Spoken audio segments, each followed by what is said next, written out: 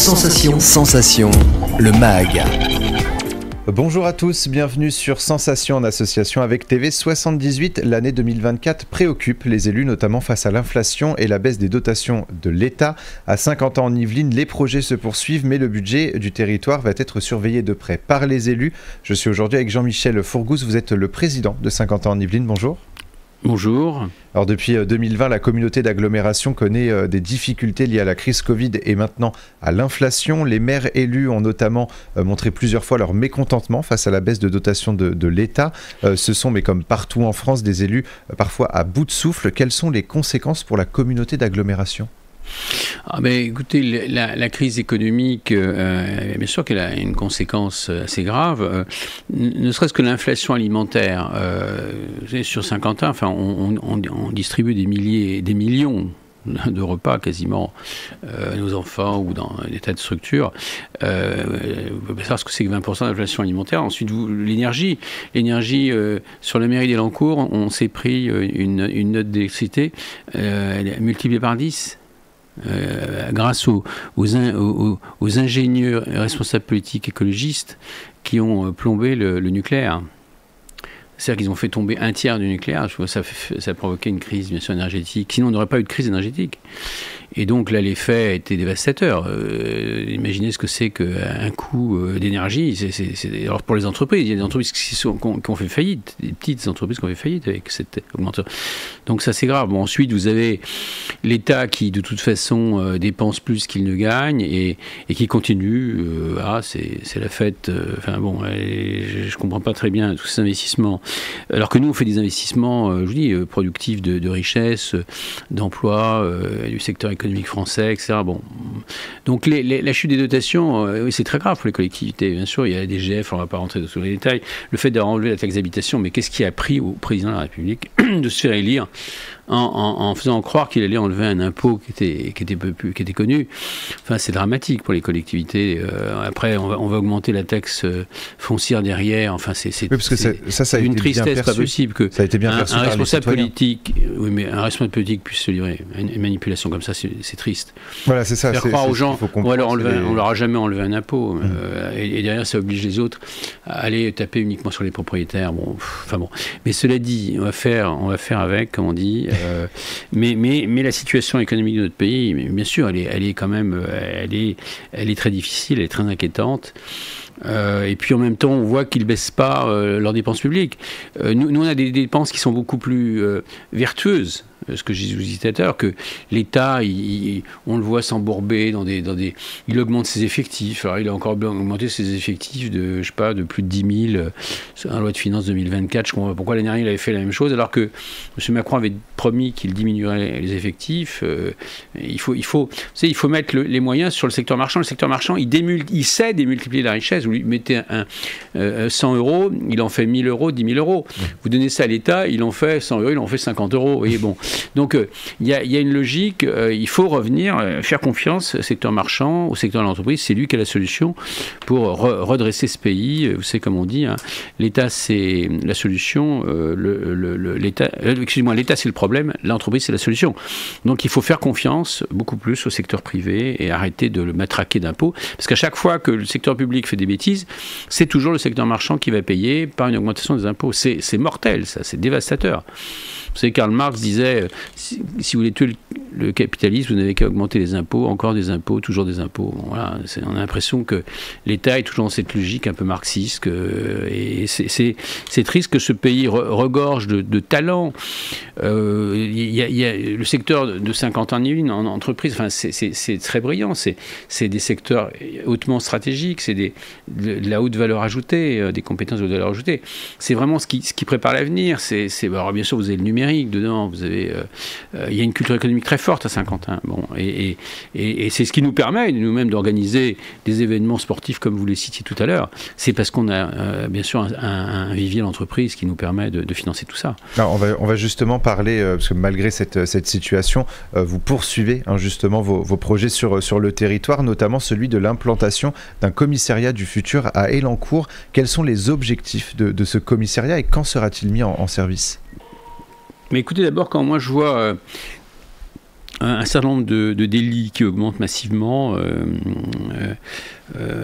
Il y en a une série, mais regardez même les viols, les atteintes les atteintes sur les femmes. Enfin, qu'est-ce que c'est que ce nouveau sport entre guillemets qu'on voit arriver? Il y a quand même une insécurité qui augmente, d'autres qui n'augmentent pas, mais certains qui augmentent, notamment vis-à-vis des personnes. Et ça, c'est intolérable. Il faut une mobilisation très forte là-dessus.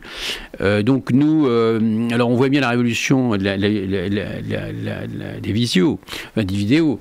Donc dans ce commissariat, bien sûr, en fait, on intègre toutes les révolutions technologiques qui ont lieu, notamment à partir de la vidéo, à partir des drones aussi, des drones qui arrivent bien sûr massivement et qui vont aussi nous faire gagner beaucoup de temps.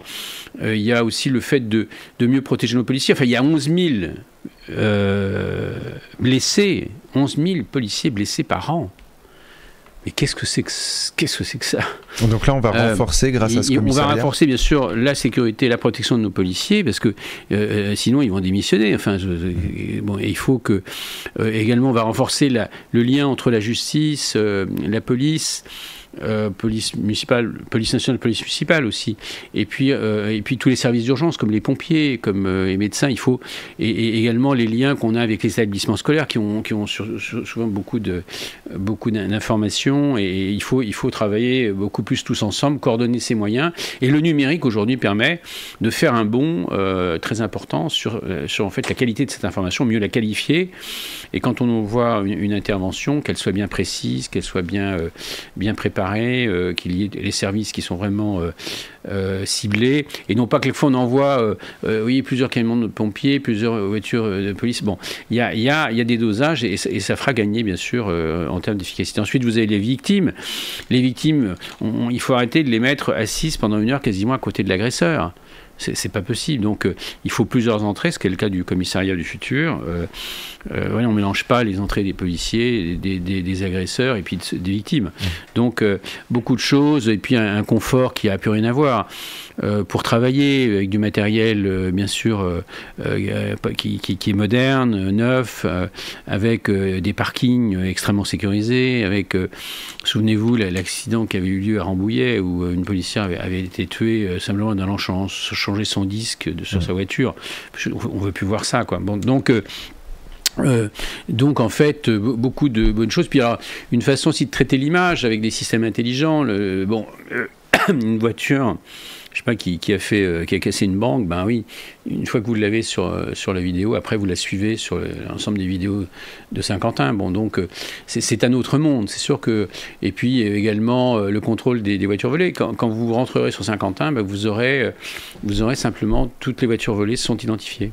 Il y a un fichier où on compare votre plaque, c'est tout. On le fait uniquement sur les voitures volées. Mais on sait que quelqu'un est rentré, et donc je peux vous dire en quelques minutes, bien entendu, ça ne va pas pousser les gens à venir avec des voitures volées, peut-être un soir voir leurs copains, je ne sais pas. Donc bien sûr, et puis beaucoup de choses sur aussi sur la sécurisation, sur le suivi, sur la façon même de rédiger un rapport. Les policiers, ils passent 40% de leur temps à rédiger des rapports. C'est pas leur métier. Je veux dire qu'ils ont les grandes lignes, d'accord, mais donc on leur donne des systèmes d'aide à la rédaction et qui leur font gagner du temps. Alors il y a aussi l'intelligence bien sûr artificielle qui s'en mêle. Donc vraiment, c'est mettre à disposition de nos policiers le top technologique. Pour nos victimes, bien sûr, une assistance complètement d'une autre qualité. Parce que quand vous êtes victime d'agression, je peux vous dire, vous avez besoin d'être assuré, d'être écouté, d'être compris. Et vous voyez bien que la procédure, et d'accélérer les procédures. Bon, voilà ce que je peux vous dire. Donc, très beau projet, qui d'ailleurs, était un peu long à monter, c'est moins qu'on puisse dire, mais qui aujourd'hui, rassemble quand même à peu près l'ensemble des acteurs. Et parmi vos autres projets, on pourrait y revenir justement dans une prochaine interview, notamment avec vos élus. Il y a, vous poursuivez cette éducation au numérique. Il y a également la valorisation des 17 000 entreprises sur le territoire qui vous tiennent à cœur, notamment à travers le développement du Promopole, le village des entreprises. Et sur la question de l'emploi, vous n'êtes pas non plus en reste, on y reviendra aussi, car vous organisez justement des job dating tous les ans, tournés justement vers l'emploi. Merci beaucoup Jean-Michel Fourgousse d'avoir été avec nous sur Sensation. Pour plus d'informations, on peut se rendre sur le site saint-quentin-en-yvelines.fr. Et pour revoir ou réécouter cette émission, rendez-vous sur notre site et notre application Radio Sensation.